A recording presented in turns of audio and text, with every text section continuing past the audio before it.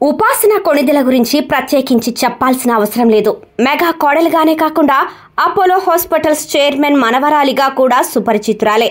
ఒక మనిషిగా ఆమె ఎంత మంచిదో చెప్పటానికి వేల ఉదాహరణలు ఉన్నాయి. ఎన్నో సేవా కార్యక్రమాలను నిర్వహిస్తూ పలు అవార్డులను సొంతం చేసుకున్నారు. పలు గ్రామాలను దత్తత తీసుకున్నారు. సమాజంలో తనకంటూ మంచి పేరు తెచ్చుకున్నారు.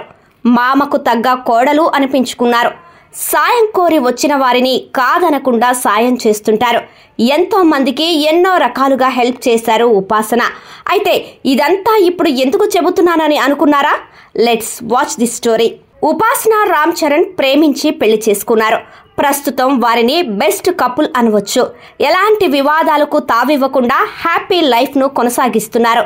కాకపోతే వీరి వివాహ సమయంలో ఉపాసనను విమర్శించిన వారే ఇప్పుడు ఆమెపై ప్రశంసలు కురిపిస్తున్నారు.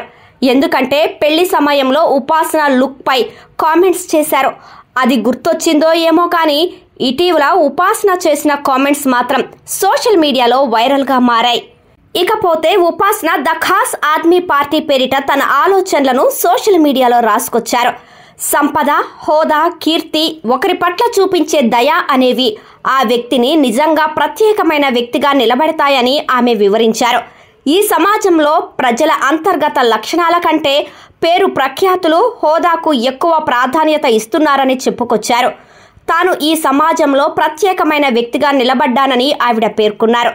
తన ఫ్యామిలీ నుంచి వచ్చిన వ్యాపార వారసత్వం వల్లనో లేదంటే రామ్ చరణ్ను వివాహం చేసుకోవటం వల్లనో ఈ పరిణితి రాలేదని ఉపాసన క్లారిటీ ఇచ్చారు.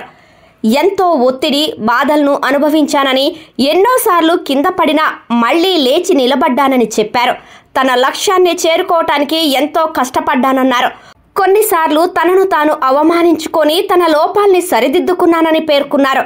తన లైఫ్ జర్నీ నిజాయితీగా పంచుకున్న ఉపాసన తన బలాన్ని తిరిగి పొందటానికి తనకు ఒక రీసెట్ అవసరమైందని తన పోస్ట్లో వెల్లడించారు. ఈ పోస్టు వల్ల తన జీవితం, కుటుంబం విలువల పట్ల కృతజ్ఞతను వ్యక్తం చేయగలిగానని తెలిపారు. ఈ మెసేజ్ ఇతరులకు స్ఫూర్తిని కలిగిస్తుందనే ఆశాభావాన్ని వ్యక్తం చేశారు. ప్రస్తుతం ఈ పోస్ట్ నెట్టింట వైరల్గా మారింది.